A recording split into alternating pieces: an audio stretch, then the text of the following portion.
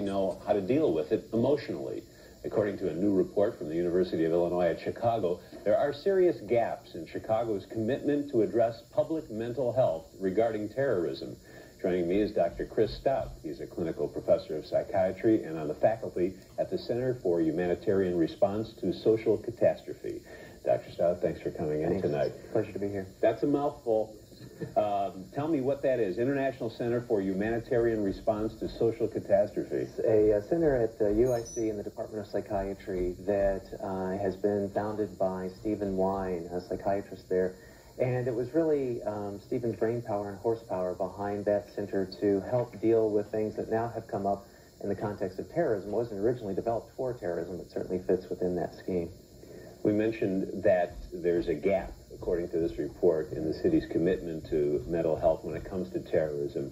What is the most serious gap specifically? From our perspective, the issue is really a disconnection between a number of people that you might think already have connections together. We've certainly seen on the good side of things fire and police and those types of disciplines working well together. But one of the things that we had found that was relatively unique through a conference that we had back in June at the university was that mental health professionals, journalists, the media, police, Red Cross, clergy, were not having dialogues together about how to respond to these kinds of issues. Now, you're talking about during normal times or during times of extreme trauma? During any time. Certainly I think the extreme trauma, the threat of terrorism, the anniversary date of 9/11, I think certainly highlights that. But even under times of normalcy, these groups and constituencies and stakeholders within different communities typically don't have conversations with one another to develop dialogues and connections when something untoward occurs. So how do you link them all together? What do you do? Well, there's a variety of different kinds of things. Our initial start at this was really, as in the academic model, was to find out kind of what is existing out there. Where are there some linkages already? What might need to be done? Where are the areas of need? Where are the areas of success that we can build upon? And through this two-day conference that we had, we found that there were some constituency groups that had, some recognition of one another or what have you. But our goal was to be able to have these people, provide a venue for these people to be able to meet and discuss and wrestle with some of the difficult questions concerning Chicago in particular and Illinois at large. Dealing with the general public, as you have been quite a bit since 9/11, what do you find people are struggling with most? It's been very fascinating. I've been doing a lot of talks at libraries and public venues around these kinds of things, and one of the things that's been critical is what do I do as a person? I'm worried about certain kinds of things. Am I being paranoid? Am I being overly worried? What kinds of things can I do as an individual citizen or a person within my community to kind of take a little bit of control back? When we talk about how we've changed since 9/11 and how we're affected by 9/11, don't you think there's a huge difference between what's happening here in the Midwest and what's happening in New York, what's happening in Washington, D.C., what's happening in Shanksville, Pennsylvania, and how people feel? What have you noticed? Well, I think the public recognitions and the public ceremonies are certainly in those places for obvious reasons. And I think where there has not been that kind of a terrorist attack, that you don't see those same kinds of things occurring, which there's, positives and negatives to that. We're a bit removed. Yeah, and I think that's part of it. I'll tell you, though, that on September 11th, there were 3 facilities in the Lake County region that contacted the local Department of Mental Health, Public Health, to get services provided to them because they had losses there. Morgan Stanley Dean Witter is one example.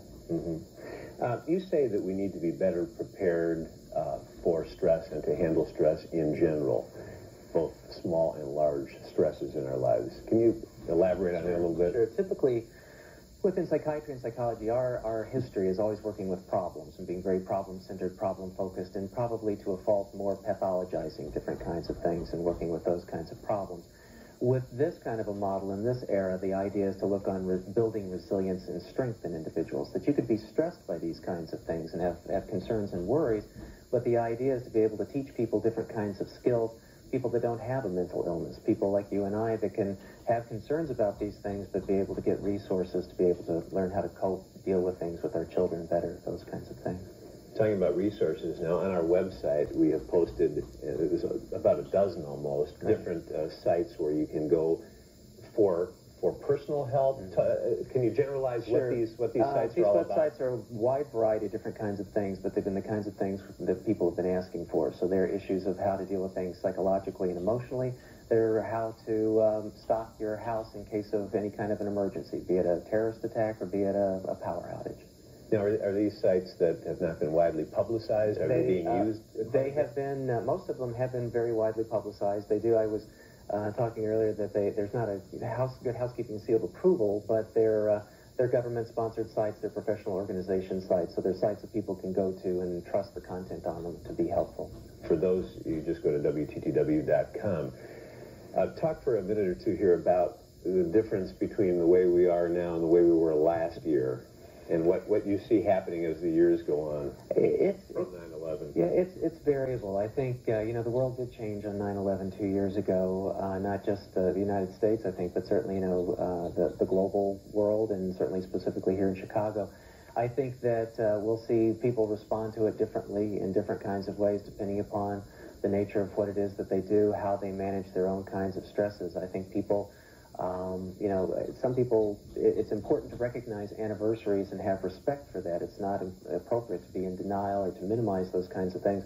But it's also, I think, appropriate to, to not focus on them too much to the point of becoming upset or obsessed by it. And what do you say to parents of school-age children as far as watching all of these observances and commemorative ceremonies? The first thing depends, it widely varies by age, but I would certainly first suggest that parents talk to their children to see if they understand what it is that they're seeing.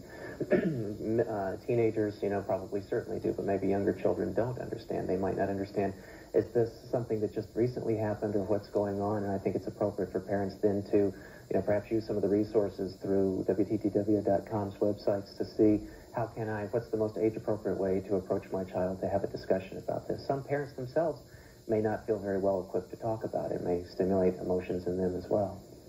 Dr. Stout, thanks for coming in tonight. My Appreciate pleasure. hearing what you have to say about all this. Great to be here. Thank you. And we will go next to the sports page on Chicago Tonight.